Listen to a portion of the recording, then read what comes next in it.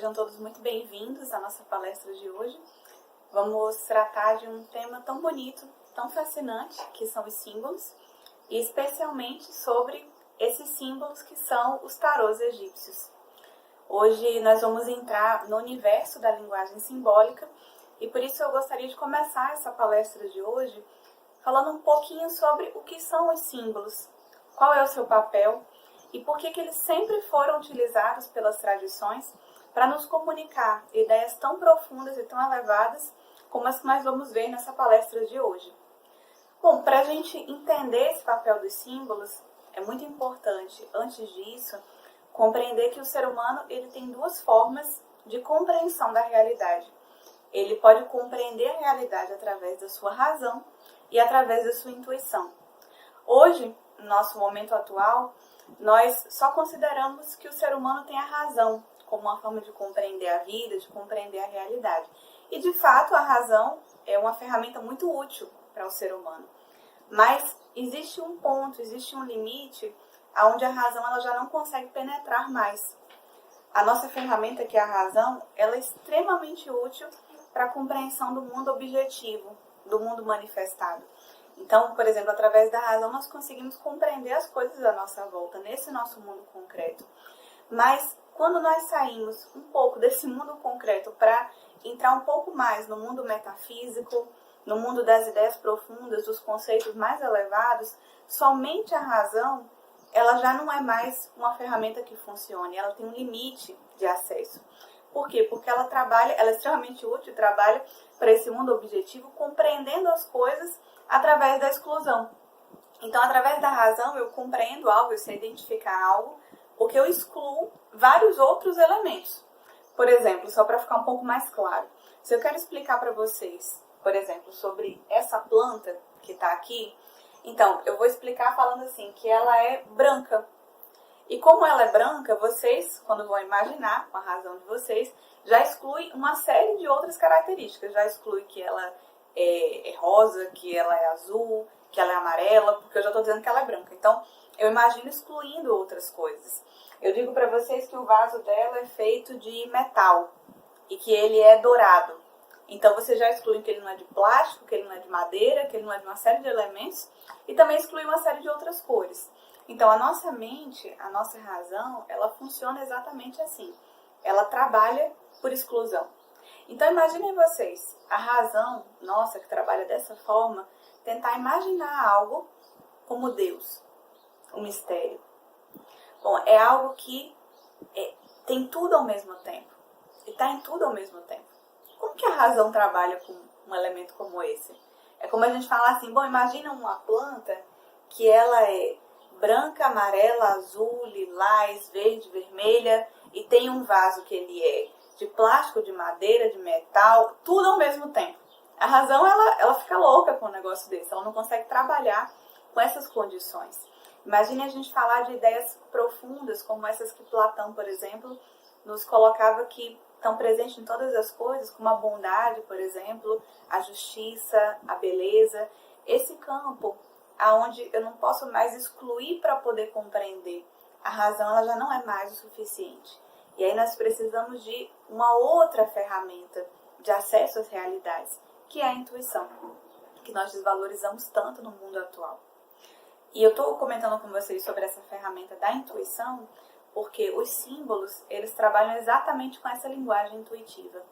Então, os símbolos, eles eram utilizados pelas tradições, pelas civilizações, exatamente como uma forma de poder nos colocar em contato com realidades que, através da razão, nós demoraríamos muito para chegar, ou talvez nunca chegaríamos, e através da linguagem intuitiva, nós podemos rapidamente acessar essas realidades, esses elementos. Então, só para que a gente tenha um pequeno exemplo, imagine que eu gostaria de explicar para vocês, e a gente poderia fazer uma palestra sobre esse tema também, sobre o que é a virtude da pureza, por exemplo. E a gente poderia falar horas e horas e falar sobre essa característica do ser humano, de quando ele está num meio contaminado, com muitos valores, por exemplo, como egoísmo, materialismo, individualismo, bom, e a competição, e apesar disso, ele mantém um contato com aquilo que ele é, e ele não se deixa levar pelos valores do mundo, ele consegue, dentro dele mesmo, entender valores profundos que fazem parte dele, não do meio, então ele mantém fiel a isso que está dentro dele e não o que está fora dele. E a gente poderia falar horas para tentar entender um pouco mais e para que eu pudesse tentar transmitir de alguma forma aquilo que eu entendo como pureza para vocês. E a gente poderia ficar horas falando sobre isso. Mas, ao invés disso, nós podemos falar de um símbolo, como o símbolo da flor de lótus, por exemplo. Tão bonito e que às vezes através de uma imagem já vai falar pra gente sobre tudo isso que nós poderíamos conversar em horas e horas e, aliás, pode nos transmitir com muito melhor, com muito mais profundidade, com muito mais realidade sobre a ideia da pureza. Então, essa flor que nasce no meio da lama, de um meio contaminado, sujo, mas que sempre busca a luz do sol, nunca deixou de olhar para a luz do sol. Então, ela submerge através das águas e pode se abrir à luz do sol, totalmente limpa, branca, porque as suas pétalas têm uma propriedade que não deixam a sujeira impregnar nela. Então, se abre totalmente limpa e branca, sem estar contaminada com o meio, mas vem exatamente desse meio. E se abre à luz do sol, para beber então dessa luz e desse calor do sol. Bom, um símbolo como esse, ele já nos traduz muito mais rapidamente, muito mais diretamente, com muito mais beleza. Ele fala para algo que está diretamente dentro de nós. É o que nós costumamos dizer que o símbolo ele é uma linguagem da alma. E, portanto, ele tem essa capacidade de se conectar e transmitir realidades muito mais rapidamente para nosso próprio coração, para nossa própria alma. Esse é o poder da linguagem simbólica. É por isso que, na antiguidade, não se utilizavam símbolos para fins práticos, comerciais. Não se utilizavam os símbolos para aquilo que a razão poderia fazer muito bem, que é um conhecimento e o entendimento do nosso mundo concreto, do nosso mundo manifestado. Não, os símbolos eles eram utilizados para uma linguagem do sagrado, para uma linguagem de um local onde a razão não poderia entrar. Então, para isso sim, eram necessários os símbolos. No Antigo Egito, eu acho muito bonito a maneira como eles representavam o hieróglifo para falar sobre o símbolo, o que era o símbolo. Eles utilizavam duas mãos assim, estendidas, como uma forma de representar que o símbolo ele é aquele que dá algo, que entrega algo, que entrega um significado. Ele entrega algo muito especial, uma ponte que pode nos levar a ideias muito profundas e a ideias muito elevadas.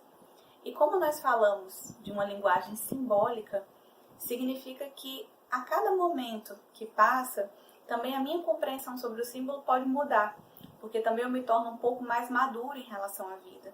Então, dependendo do momento em que uma pessoa entra em contato com um símbolo, aquilo que ela pode interpretar dele também é diferente, porque ela também está um pouco diferente. À medida que a pessoa se torna mais madura, a capacidade dela de extrair algum significado, de extrair algo do símbolo também é diferente. Bom, eu gosto muito de pensar no símbolo para que a gente possa entender um pouco melhor o que eles significam e entrarmos então nos tarôs, que são o nosso objetivo dessa palestra de hoje. Eu gosto muito de pensar no símbolo como uma porta que se abre a uma nova realidade.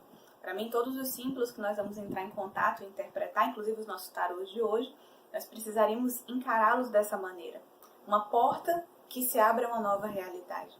Significa que cada símbolo é algo novo, está me mostrando uma lei da natureza, que é de fato uma nova realidade. Porque se nós falamos de uma lei da natureza, significa que ela se expressa na minha vida, por exemplo, desde a hora que eu acordo até a hora que eu vou dormir, que é uma lei. Eu simplesmente estou inconsciente dela. E através do símbolo eu posso entendê-la, posso compreendê-la e, consequentemente, então, agir melhor em relação àquela lei. Mudar um aspecto de vida, uma situação de vida em função daquela lei que agora eu compreendo. Como é uma realidade, uma lei da natureza que se expressa através desses grandes símbolos, então ela está presente também em toda a natureza. Nós poderíamos falar dessa lei na origem do universo, poderíamos falar de como essa lei se expressa na natureza à nossa volta, poderíamos falar de como essa lei se expressa na sociedade humana, dentro de mim, na minha psique. Poderia falar de como essa lei se expressa na relação entre a minha personalidade e o meu ser, na minha convivência com as pessoas, ou seja, em todas as coisas. Por isso que se diz que os símbolos, eles têm várias e várias chaves de compreensão, que significa, dependendo do aspecto em que eu estou observando aquela lei da natureza, então eu posso extrair significados, conhecimentos diferentes, porque todos eles são expressões de uma mesma lei. Então, nessa palestra de hoje, nós vamos falar um pouco dessa chave dentro do ser humano, que nesse momento é que nos interessa mais. Então, vamos entender um pouco dessa chave que expressa grandes leis da natureza dentro da nossa vida e da nossa saga de evolução como seres humanos. E falando um pouco mais, então, sobre os tarôs, para que a gente possa entrar nesse universo simbólico, a realidade é que se sabe muito pouco. Quase não se sabe sobre os tarôs, sobre a sua origem, e também a grande parte das suas chaves simbólicas já foi perdida. O que se sabe é que eles não eram utilizados para prever o futuro, como muita gente imagina. Na verdade, isso já foram deturpações que foram originando com o passar do tempo. A grande proposta dos tarôs é levar os discípulos, levar esses amantes da verdade, esses grandes buscadores, às leis profundas da natureza. E principalmente dar força dentro de nós a algumas ideias que estão adormecidas. É exatamente isso que nós vamos falar um pouco nessa nossa palestra de hoje, através de cada um dos tarôs que nós vamos entrar. Então, dar um pouco de força a esses elementos adormecidos dentro de cada um de nós, para que então algumas coisas possam ser reconhecidas pela nossa alma e despertar. Aliás, essa é a função de todos os símbolos que existem, os símbolos profundos, aqueles que nós chamamos dos símbolos teológicos, que falam sobre ideias profundas e ideias elevadas. É muito importante também que a gente compreenda que, antes de entrarmos nos símbolos, que eles se tratam de emblemas, esses tarôs, que significa, são um conjunto de vários símbolos que tem um significado individual, cada um deles, mas quando nós unimos em um todo, ou seja, juntamos esses vários símbolos, eles ganham um novo significado. Essa junção de vários deles que ganham um novo significado, nós chamamos de emblema.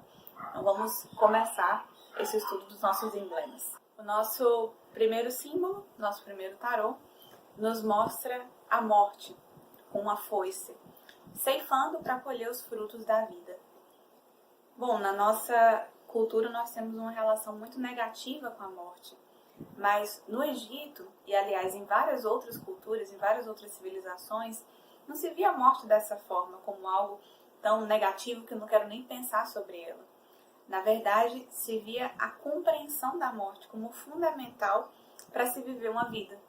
Então, que se nós não pensamos sobre a morte, nós não temos muito como entender o sentido da vida. É isso que esse símbolo, esse tarô, vai nos mostrar um pouco mais. A morte, como vocês podem ver no símbolo, ela está levando algumas partes das pessoas, dos seres humanos. Nós temos as águas e algumas partes de seres humanos diferentes estão boiando nas águas e as suas outras partes, consequentemente, afundaram também nas águas. Então, de algumas pessoas boiou a cabeça, de outras pessoas flutuou os pés, de outras pessoas as mãos e assim por diante. E as suas outras partes, então, afundaram nas águas. Lembrem-se que as águas, nos símbolos, têm uma relação muito direta com a matéria. São as águas da matéria. A água, ela tem essa característica de permanecer sempre horizontal. Não importa o recipiente em que você a colocar. Ao contrário do fogo, por exemplo, que tem uma característica espiritual. Ele é sempre vertical, independentemente do local onde você esteja colocando, onde você mexa de alguma forma a vela, o fósforo, qualquer coisa. O fogo ele vai permanecer sempre vertical. E as águas, independente de como você mexer o recipiente onde elas estão, elas vão permanecer também sempre horizontais. Então, normalmente, quando nós falamos das águas na simbologia, elas estão se referindo a esse mundo da matéria, a esses valores materiais também. E, portanto, algumas coisas em cada ser humano vão flutuar sobre as águas da matéria. E as outras coisas vão afundar nas águas da matéria. Vão afundar nas águas da matéria porque tem a mesma relação com a matéria. São feitos dos mesmos elementos. Então, vamos entender um pouco do que esse símbolo está nos transmitindo. Um pouco do que ele pode, de algumas compreensões que ele pode despertar também dentro de nós. Imaginem vocês que durante a nossa vida, durante a nossa existência, cada um de nós geramos muitas coisas. Algumas delas têm uma natureza material e, portanto, vão afundar nas águas da matéria.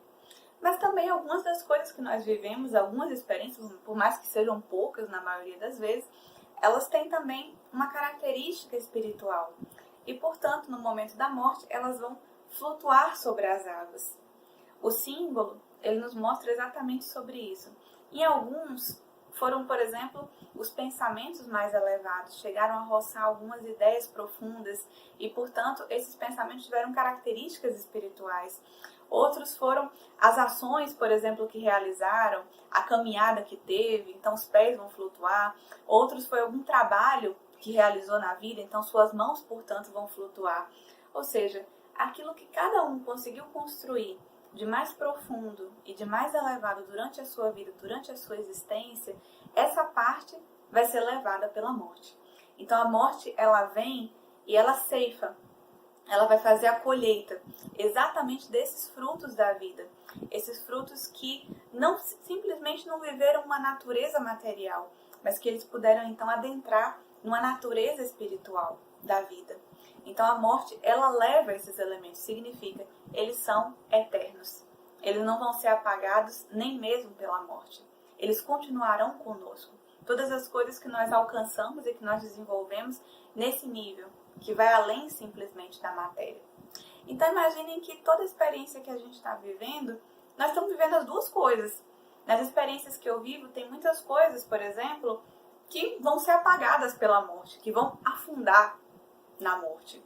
Então muitas das emoções, por exemplo, muitos dos ressentimentos, muitas das mágoas que eu carrego, muitos dos prazeres, dos instintos. Então, muitas coisas que nós estamos vivendo têm simplesmente uma característica daqui, desse mundo, da matéria, e, portanto, não vão ser levadas pela morte. Mas também, em cada experiência que nós estamos vivendo, na relação com as pessoas, nos nossos trabalhos que realizamos cotidianamente, também em cada experiência tem algo dentro dela que eu posso coletar e que eu posso recolher. Como se fosse uma pequena semente de aprendizado, uma pequena semente de profundidade, ou uma virtude que eu posso trazer à tona dentro de mim através dessa circunstância, dessa experiência. Então, toda experiência ela tem muita coisa que vai ser descartada, mas ela também tem sempre algo que poderia nos ajudar a aprender a crescer muito, profundamente, espiritualmente. Então, em cada experiência eu tenho as duas coisas. O que eu teria que saber fazer? Selecionar.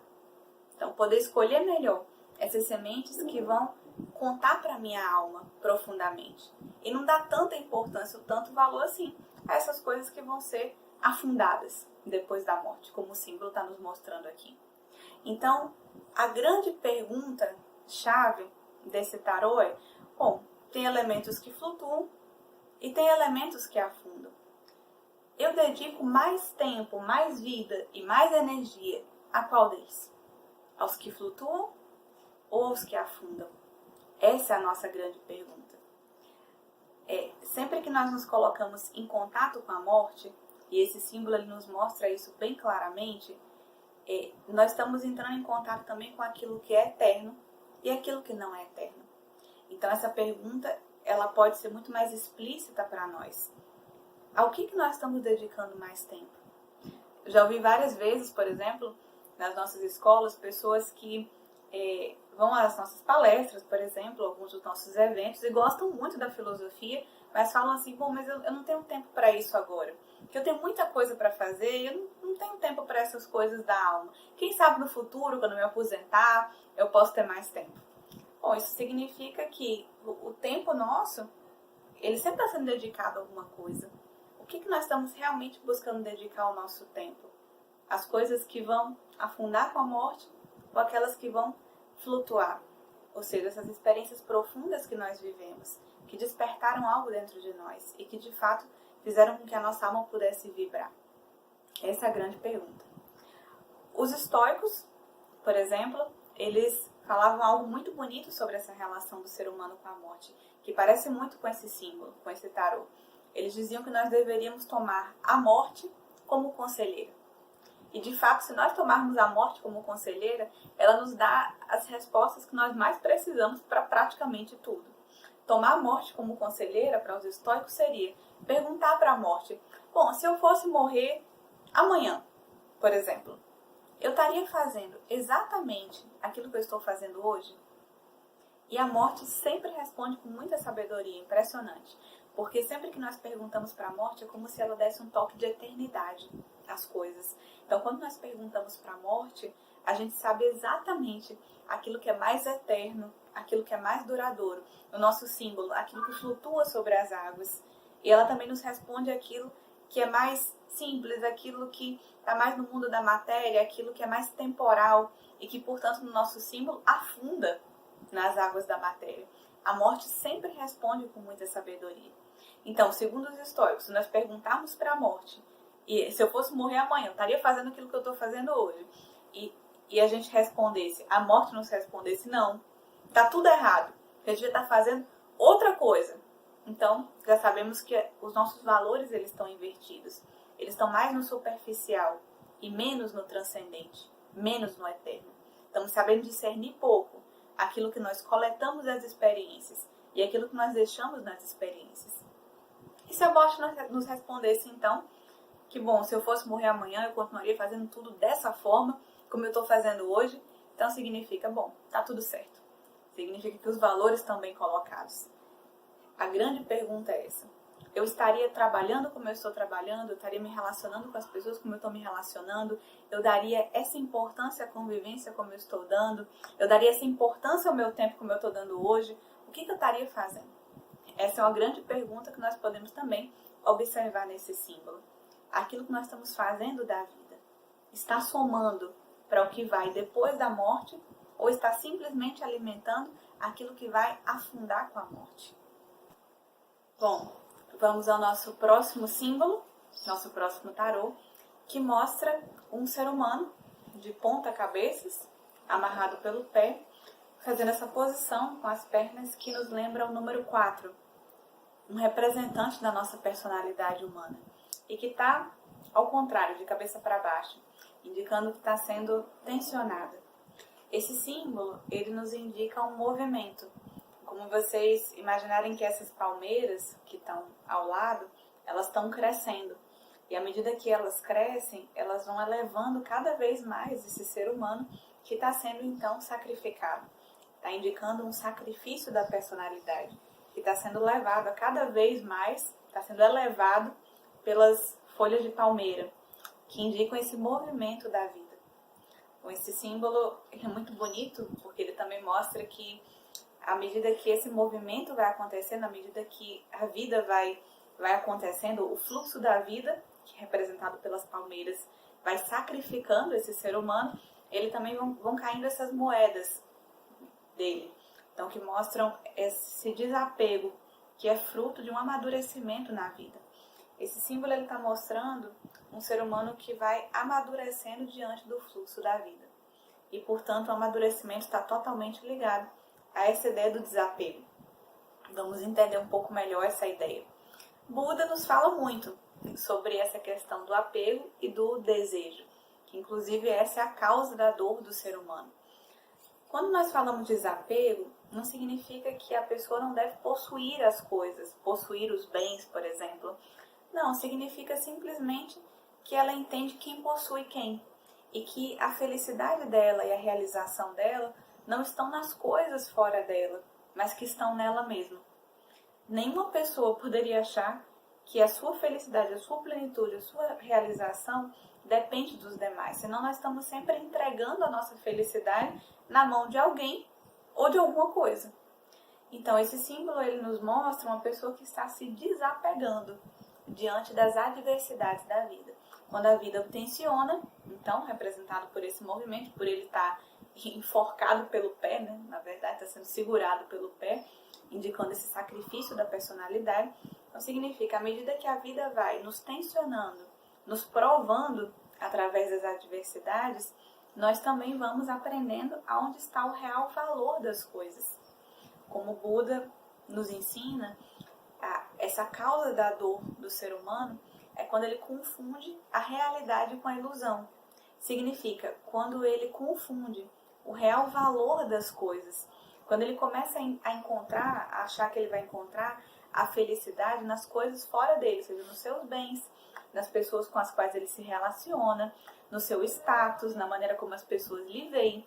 Então ele começa a pensar que a felicidade está fora dele.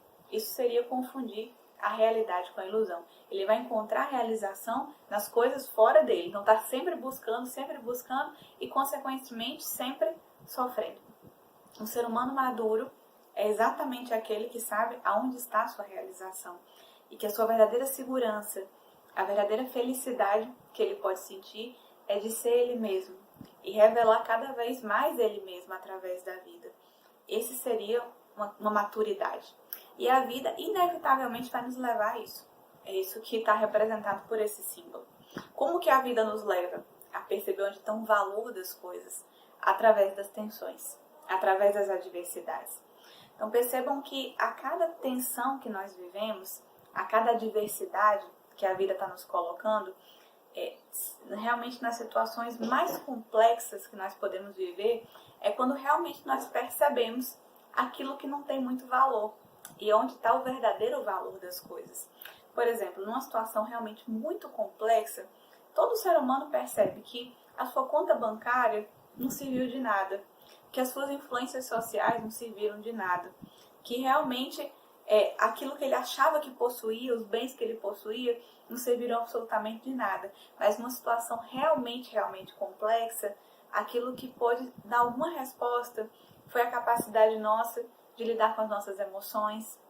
Aquilo que realmente trouxe alguma resposta foi a sensibilidade que nós desenvolvemos aos demais, a nossa capacidade de generosidade, de abrir mão de algo por nós mesmos, em função do outro, em função dos demais. Que nas situações realmente complexas, a nossa visão profunda, esse elemento interior, esses potenciais que nós podemos desenvolver, foram aquilo que realmente nos deram uma resposta eficiente. E que todas as coisas que nós vivíamos fora de nós não serviu para muita coisa. Então, as adversidades, elas sempre vão nos mostrando aquilo que tem mais valor dentro de nós e aquilo que não tem muito valor dentro de nós. É como se a tensão nos fizesse olhar para a vida e perceber, bom, essas coisas aqui não têm tanto valor. Não significa que nós vamos abandoná-las, não é esse o ponto, mas que simplesmente vamos nos desapegar delas, que vamos entender onde está o verdadeiro valor da vida, onde está, portanto, a nossa plena realização e a nossa felicidade. O desapego está justamente representado aí no símbolo, pelas moedas caindo, que significam a cada momento que a vida nos tensiona, então nós abandonamos mais as coisas que não têm valor. Um ser humano realmente maduro, aquele que foi levado às máximas tensões pela vida, ele sabe que a maior segurança e a maior felicidade que ele poderia ter estão nele mesmo, e nunca em algo exterior a ele. Portanto, essa pessoa, além de ser muito feliz, é muito livre, porque sabe que não depende de nenhuma coisa, não é escravo de absolutamente nada, para que possa então se realizar. Portanto, como uma síntese, um resumo desse tarô, toda adversidade, ela reafirma a nossa identidade. Toda a adversidade da vida que nós passamos, nós deveríamos sair dela com mais certeza de quem nós somos. Com cada vez mais certeza de que para ser quem nós somos e para ter segurança diante da vida, nós não dependemos nem da nossa profissão, nem das pessoas que estão à nossa volta, nem das opiniões coletivas, nem de absolutamente nada disso. Mas cada vez que passamos por uma adversidade, ser mais quem nós somos. Todas elas nos aproximam de nós mesmos, portanto nos trazem mais identidade. Vamos então falar de mais um tarô, mais um símbolo que é chamado a roda da lei, a roda da vida. Essa roda da lei, que é a roda da vida, ela necessita sempre girar. E para que ela gire, nós precisamos desses dois seres que estão de um lado e do outro. Sete, a ignorância, a obscuridade, e Mau, a luz, o conhecimento, a consciência. A roda da vida sempre necessita desses dois. E é claro que nós gostamos mais de pensar que nós necessitamos mais de Mau, a luz, sabedoria, conhecimento, inteligência, consciência. E não gostamos muito de pensar que nós necessitamos também da obscuridade, da adversidade, que é representada por Sete. Na realidade, quando nós olhamos, por exemplo, para o Egito e vemos que existiam templos a Sete, que é esse Deus que representa as provas, as adversidades, a ignorância. Bom, nós não entendemos muito bem o que eles querem dizer com isso. Por que prestavam cultos, então, a esse Deus? Por que achavam que ele era importante? Ou quando nós olhamos, por exemplo, para o mito osiriano e percebemos que Horus, que é o nosso herói, ao terminar sua batalha contra Sete, a ignorância, a sua adversidade, ele não o mata, porque ele sabe que Sete é necessário à vida. Ou seja, que essas sombras, essas dúvidas, essa ignorância é muito necessária ao ser humano. E é exatamente isso que nós vamos falar nesse nosso símbolo, nesse nosso tarô hoje. Então, esses dois elementos, Sete, como vocês podem ver, uma mistura de vários animais, é como um monstro. Então, ele é uma mistura, por exemplo, aqui de morcego, ele tem asas de morcego, que representa esse animal que ele se movimenta e voa, mas não vê, não tem luz, não consegue enxergar na vida. Bem representativo da nossa ignorância. Também é uma mistura com um crocodilo, que são alguns animais principais que estão dentro aqui dessa figura de Sete. Então, o crocodilo também é esse que é o inimigo, o devorador dos seres humanos. Ele também estava associado com as nossas instabilidades psicológicas. Então, Sete, eu vou ilustrar tanto Sete quanto Maú, porque eles dois são tão fundamentais assim, não só Maú, mas Sete também tem o seu valor, tem a sua importância, fundamental inclusive. Então, eu vou ilustrar porque eles dois são tão importantes através desse desenho. Imaginem vocês que essa pequena esfera, ela representa aquilo que hoje nós já temos consciência. Significa, já conseguimos lidar, já conseguimos entender, compreender e já temos respostas eficientes para tudo que a vida nos apresenta, que está dentro dessa nossa esfera de respostas. Então, é tudo aquilo que nós já sabemos como lidar em relação à vida. Todas as situações que se apresentam dentro dessa esfera são aquelas que para mim não são grandes problemas, não são grandes tensões, porque eu já sei como lidar, já sei como responder de maneira muito eficiente. E claro que essa esfera é diferente para cada pessoa, porque tem algumas situações que se apresentam para uma pessoa que são dramas muito complexos, e para uma outra pessoa são situações que ela sabe lidar bem. Então imaginem uma pessoa que tem essa esfera consciente e que algumas situações se apresentam dentro dela. Sabe dar resposta para todas elas. Mas o que sempre acontece com a vida, isso não acontece com ninguém, né? Toda situação que a vida nos apresenta, nós já sabemos responder tudo. Não, sempre se apresenta também alguma situação fora dessa esfera consciente, fora daquilo que nós já conhecemos. Isso que se apresenta fora significa, eu não sei ainda o que fazer. Então, eu traduzo como uma adversidade, como um problema, como uma prova da vida. É aquilo que eu não sei o que fazer. Eu vou precisar agora desenvolver uma resposta eficiente para essa circunstância da vida. Então, para eu aprender a lidar com ela, o que eu vou ter que fazer? Eu vou ter que agora crescer, expandir aquilo que para mim são as minhas capacidades de respostas. E agora eu vou estar muito mais amplo do que eu era antes. Tudo aquilo que se apresenta para mim dentro do que eu já conheço, Maú, luz, consciência. Tudo aquilo que se apresenta fora do que eu já conheço, das circunstâncias que eu já sei como lidar com a vida, então, Sete, ignorância, adversidade, sombras. Nós precisamos dos dois. Porque se não houvesse Sete, nós não teríamos necessidade de buscar mais luz, Maú. Nós não teríamos essa necessidade de expandir aquilo que é consciente para nós e agora sermos muito mais amplos como seres humanos, temos muito mais respostas diante da vida. Então, o que acontece é que a vida sempre alterna esses dois. E por isso a roda da vida também está num constante girar. Ela gira para um lado, gira para o outro e essa roda nunca pode parar.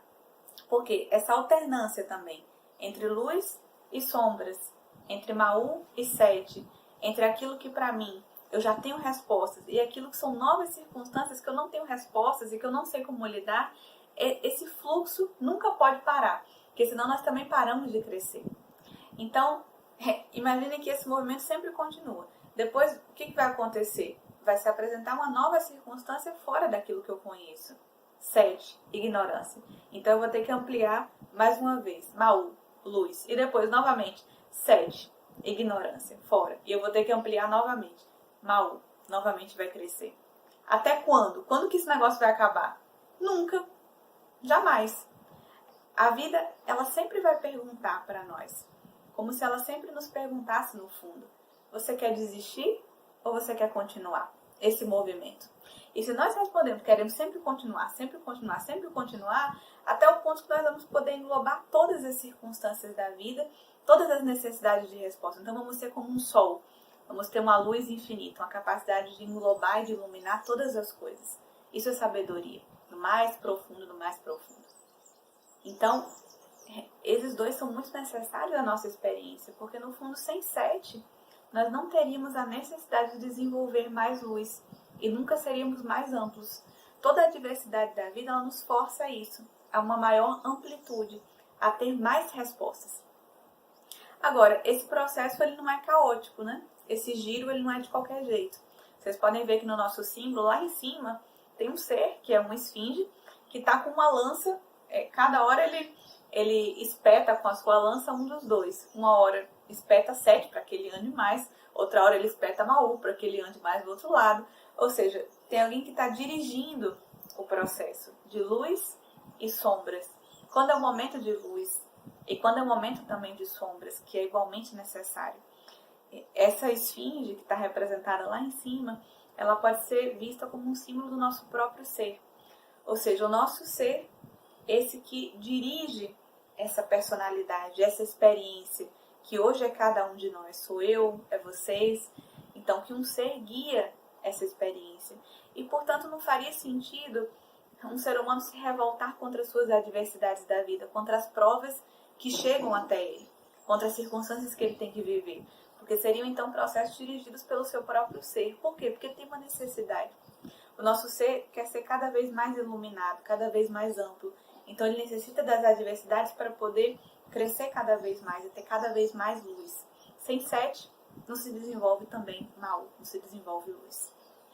E à medida que esse processo vai avançando, à medida que nós vamos respondendo para a vida, sim, eu quero continuar, quero cada vez mais, então a nossa luz vai ficando cada vez mais intensa, mais ampla, o que se desenvolve em nós, está representado no nosso símbolo também, por essas duas serpentes que vão crescendo, que vão cada vez mais se expressando, como se o símbolo estivesse em movimento.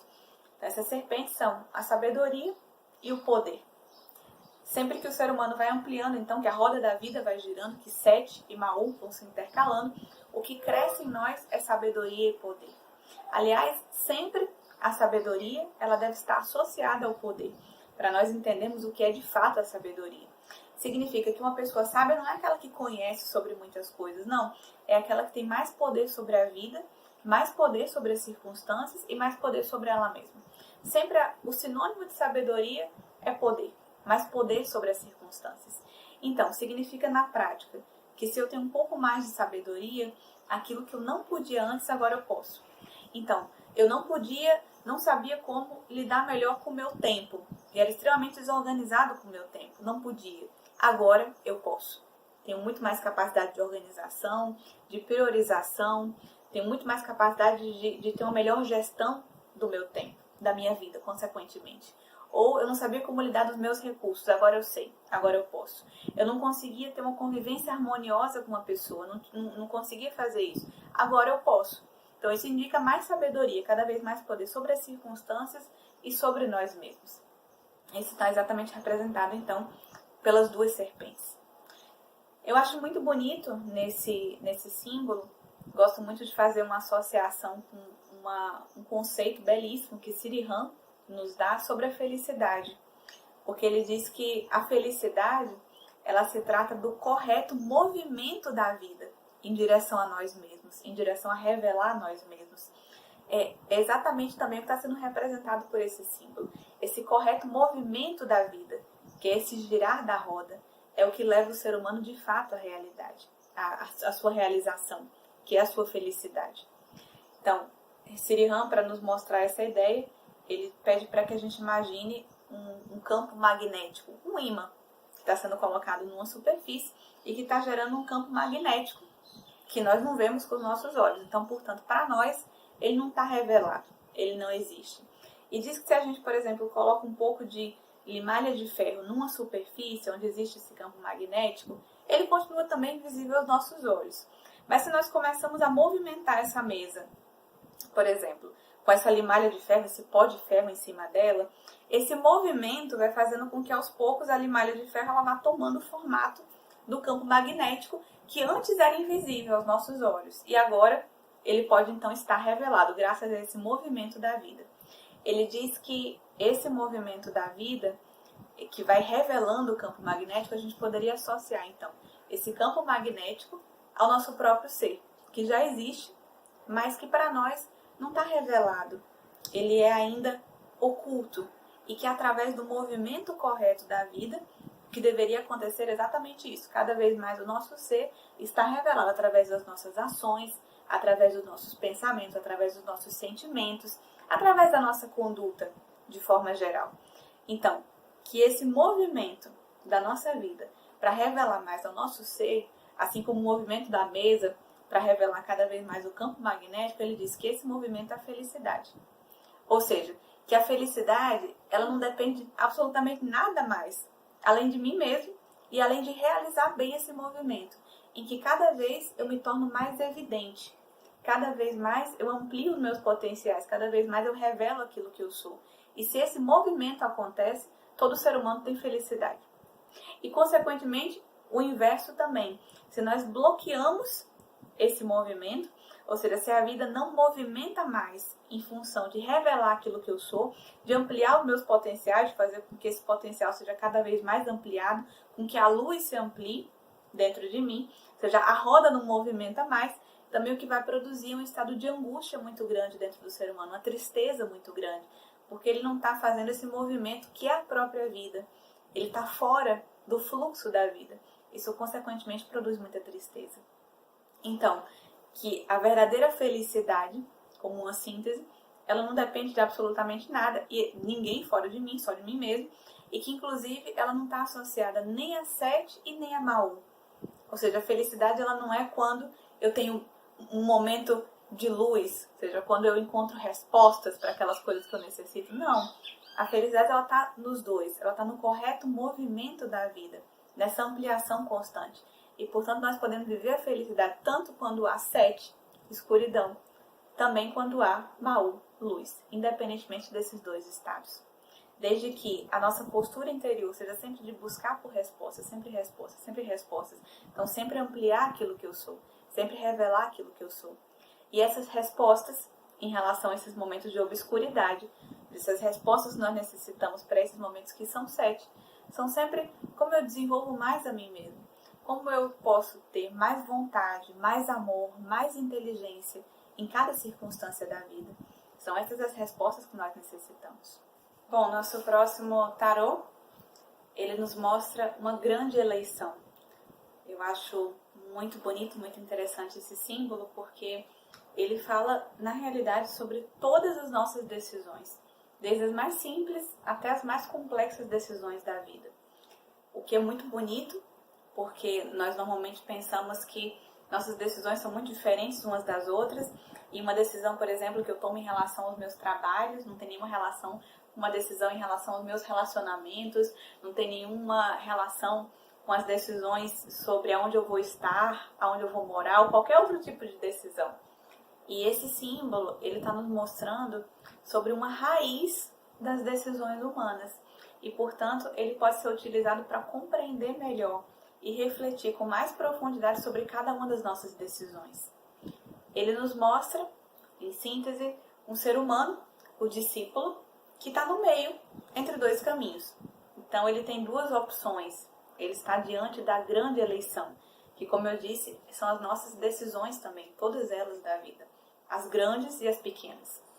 Então, nesses dois caminhos, de cada lado dele, tem uma das damas, uma dama puxando ele para um dos caminhos.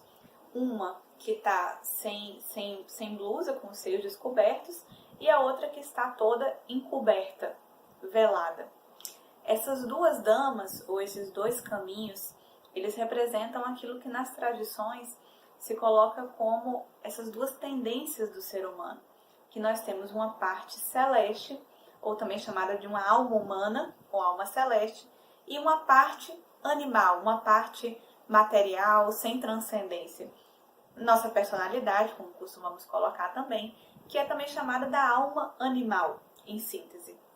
Significa basicamente que todo ser humano tem as duas tendências dentro dele.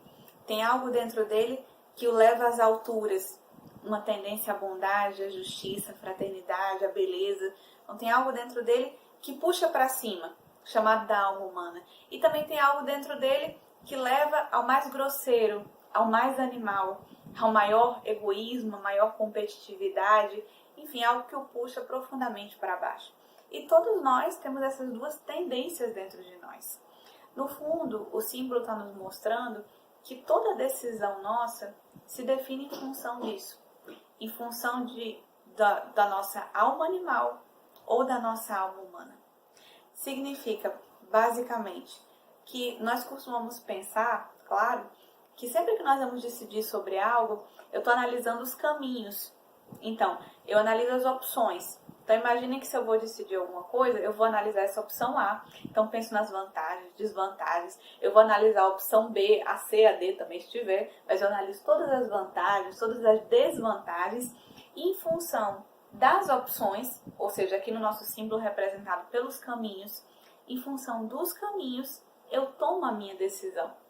O que o símbolo está nos mostrando é que é o inverso dessa lógica. É que as nossas decisões, elas não são tomadas em função dos caminhos, em função das opções. As decisões são tomadas em função de quem nós somos. Ou seja, se dentro de mim o que fala é a alma humana, então eu escolho algo. E se dentro de mim o que fala é a alma animal, eu escolho outras coisas. Então que no fundo as nossas decisões, elas não são tomadas em função das coisas. Elas são tomadas em função de nós mesmos. E que toda decisão, na verdade, ela é sobre nós mesmos. Quando nós decidimos alguma coisa na vida, não é porque algo é mais vantajoso e algo é menos vantajoso. Nós decidimos algo porque nós somos aquilo. Em função de quem eu sou, é que eu sei qual é o caminho que eu vou seguir. Não é porque eu comparo o caminho A com o caminho B, por exemplo, aqui nesse tarô, eu falo, bom, esse caminho é melhor que o outro. Não. Em função de quem eu sou, daquilo que fala dentro de mim. O mais coerente é esse caminho. Então, aí que está tomada a decisão. Em outras palavras, todas as nossas decisões, elas poderiam ser resumidas nessa única dúvida e nessa única grande decisão. Ser ou não ser, como nos diz Shakespeare. Então, no fundo, todas as decisões e todas as escolhas se tratam de nós mesmos. No fundo, é uma questão de identidade. Quem que está movendo dentro de mim? Ser ou não ser? É realmente a única questão.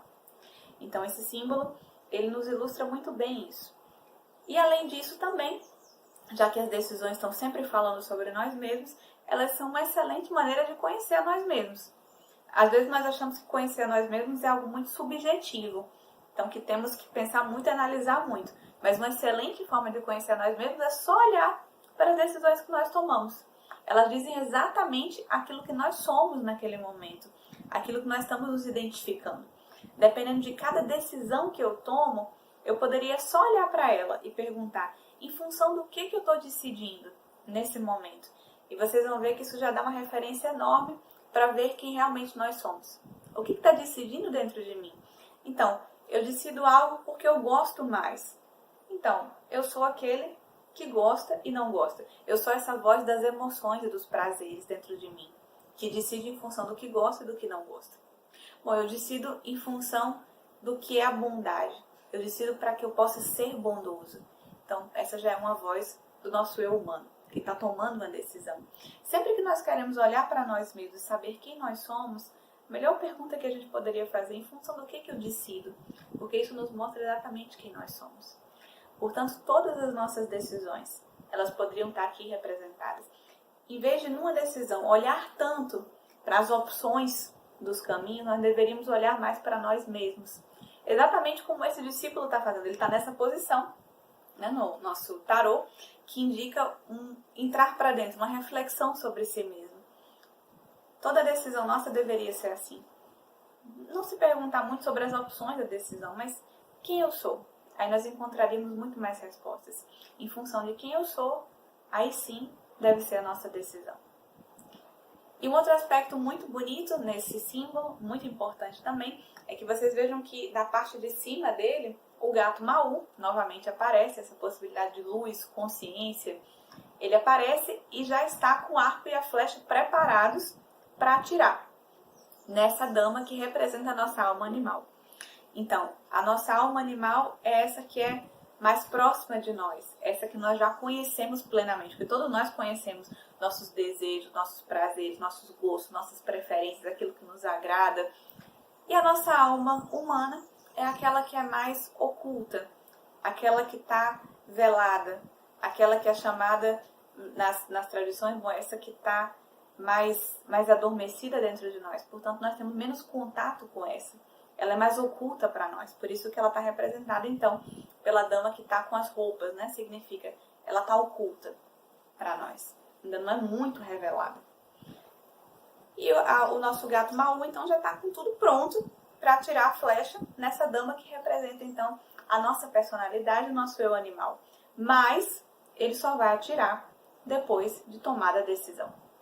Esse é um elemento muito bonito também desse símbolo. No fundo, muitos mitos, muitas histórias, até mesmo os contos de fadas, nos representam essa mesma ideia simbólica. Toda a natureza ajuda o ser humano que quer trabalhar por ela. Toda a natureza ajuda aquele que quer trabalhar em função do espiritual. Portanto, quando o ser humano toma a decisão e ele quer realmente caminhar em direção ao ser, aquilo que ele é, e não em função daquilo que ele não é, toda a natureza vai ajudá-lo. Isso está representado pelo gato Maú, com o arco e com a flecha, pronto já para acabar com essa que representa o eu animal. Mas primeiro tem que vir a decisão. No fundo, toda a prova, toda a experiência nossa se trata da decisão. Depois da decisão tomada, se diz que a natureza ajuda aqueles que querem caminhar no sentido correto. Isso está representado, por exemplo, nos mitos, nos contos de fadas, quando o herói ele tem que fazer algo que é praticamente impossível e ele toma a decisão. Mesmo sendo impossível, ele vai fazer aquilo que é necessário. Então sempre acontece alguma coisa, algum sábio o encontra, diz uma resposta que ele precisa, ele encontra alguma ferramenta mágica, uma espada mágica, um arco e flecha mágicos, uma poção, um feitiço. Acontece alguma coisa, ou seja, algo vem ao seu auxílio. Acontece alguma coisa fenomenal, mágica na vida, que leva ele a conseguir cumprir aquilo que ele tinha se determinado. Mas primeiro, ele precisou tomar a sua decisão. Esse símbolo nos mostra um pouco dessa magia da vida.